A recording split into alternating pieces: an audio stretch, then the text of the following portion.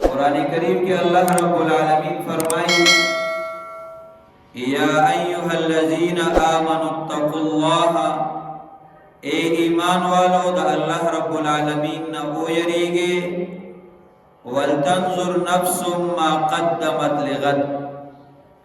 او ہر یو نفس چه دا سبا دا پارکم عمل لیگی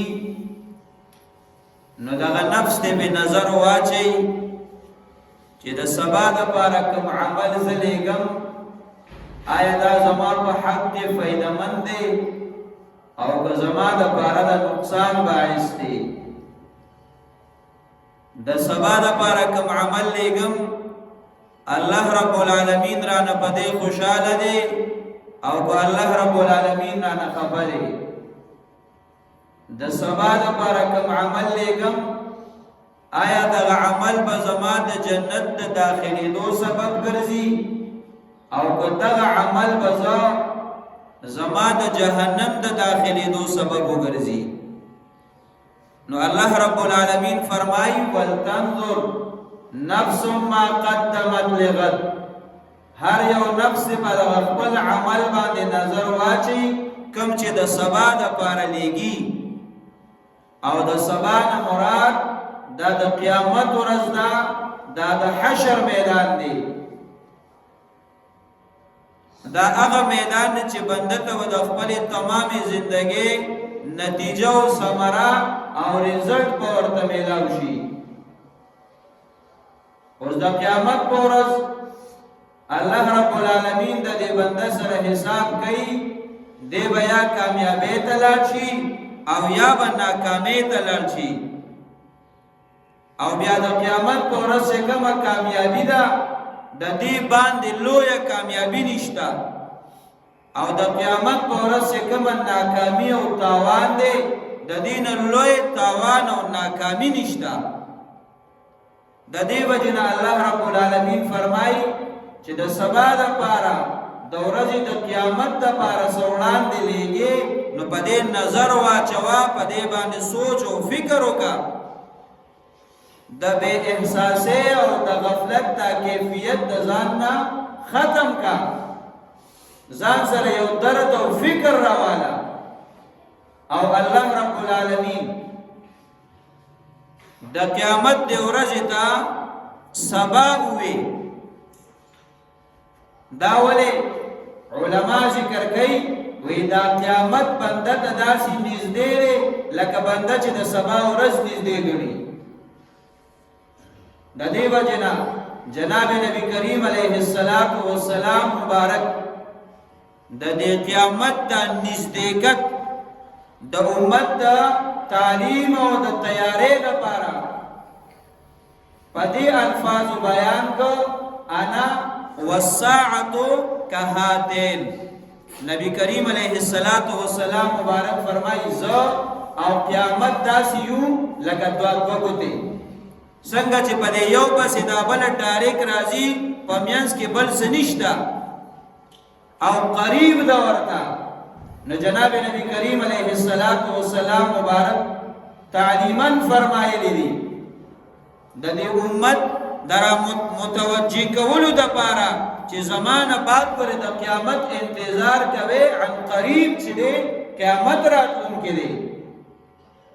اوس غرض او مقصد داري چې قیامت راتلونکې دی نو د قیامت لپاره تیاری وکړي. نو ځکه الله رب العالمین فرمایي قیامت دا د سبا دی، بس دا نږدې دی. د دې وجه نه بزرګان دین فرمایي الدنیا یوم ولنا فیها صوم، دا دنیا دا په مثال د یوې ورځې ده، بس سبا له قیامت دی. ځکه الله پاک قیامت ته غد ویلې سبا ویلې دی، بس دا نننۍ ورځ دا دنیا ده او سبانۍ ورځ دا قیامت وګڼه. او بیا بزرگان دین ورپسې فرمایي ولنا فیها صوم، زمونږ دپاره په دنیا کې روژه ده. اوس په روژه کې صحیح چې کله بنده روژه ونیسي نو په ده باندې الله رب العالمین داسې څیزونه هغه حلال جایز په ده باندې بند کړي دي د ده روژې ته پې نقصان رسیږي. اوس که هغه سیزونه دی استعمال کی روزه ماتیږي. نو فرمایي په دې دنیا کې زموږ روزه ده الله رب العالمین چې کوم شی منع کړی دی څنګه چې په عام روزي کې دا هغه نه استعمالي روزه دې خرابېږي نو دکرنګ په دنیا کې ستاسو ګناهونو د بيدینې نه روزه ده ګناهونو بيدینی مکوا کړي د دنیا دا جون چې د کوم غرض د پاره میلاو شوی دی هغه غرض د نفوت کیږي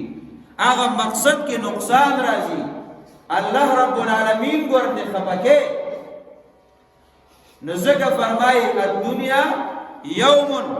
ولنا فيها صوم دنیا یو ورځ ده او زمون ډیوټي پکې څه ده روزه د هر قسم بيدینه نه منع کېدل دي نو الله رب العالمین بار بار فرمایي چې د آخرت د پاره تیاری وکا د آخرت د پاره فکر منشه د آخرت د پاره تکم اعمال مخکې لګي نو باغې باندې نظر واچوا چې آیا دا به په آخرت کې زما په کار راشي او کنه هلته به ما ته تاوان میلاویږي د دې وجې نه ورونو بندله په کار دي د خپل زندگی د دین اسلام پرانا کې د شریعت په دایره کې انتهایی په احساس او فکر سره تیرېږي د دې وجې نه شداد ابن عوس رضی الله تعالی عنہ فرمایي چې جناب نبی کریم علیه الصلاۃ والسلام مبارک فرمایلی الکیس من دان نفسه وعمل لما بعد الموت او خيار عقل من سره اگر چې په دې دنیا کې د خپل ځان سره حساب کوي دا به ګناه کړی دا دا به نیکی کړی دا آیا د دې ګناه نه مې توبه وشته دا او کنه دا مې په ذمہ باندې باقی ده زما ورځ څنګه تیر شوه او زما شپه څنګه تیریږي زما د اجتماع والا زندگی څنګه ده او زما د خلوت او د ځان له زندگی څنګه ده زما خوراک او اسکاک زما ناست او ولاړه آیا دا د شریعت په دایره کې دي دا د بغاوت په لار دي نو جناب نبی کریم علیه الصلاۃ والسلام مبارک فرمایي الکیس من دان نفسه او خيار او عقلمن هغه څوک دی چې د خپل ځان سره محاسبه کوي د خپل ځان سره حساب او کتاب کوي وعمل لما بعد الموت او د مرګ نه بعد چې کوم منظر را روان دي کوم حالات را روان دي د هغه لپاره لګیا دي عمل کوي تیاری کوي دا د خيار سړي کردار دی او حضور علیه الصلاۃ والسلام مبارک فرمایي والعاجز من اتبع نفسه هواها وتمنى على الله کم عقل سړی هغه چې د خپل خواهش پس روان دی د زړه مطالبه د زړه ارزوګانی د شریعت سره متصادم دي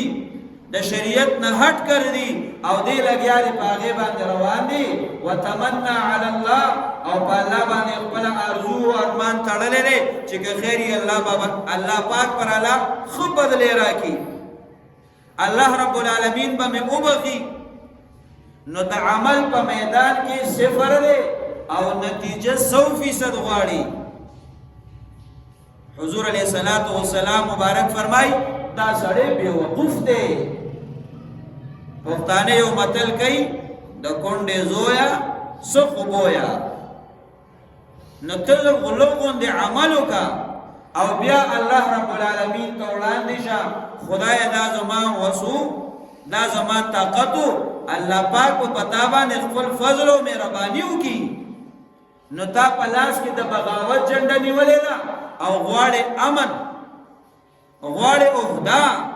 غواړي مرتبه او غواړي د تقرب ولا حیثیت غواړي نو پلاس کې د بغاوت جنډه ده او غواړي بل څه نو دا د بیوقوف او د تمکن سړي کار دی چې د خواهش په لار روان دي ارزوګانې په الله رب العالمین د کامیابی تړلې دي نو د خيارانو په لار د خيارانو په کردار باندې تک پکار دی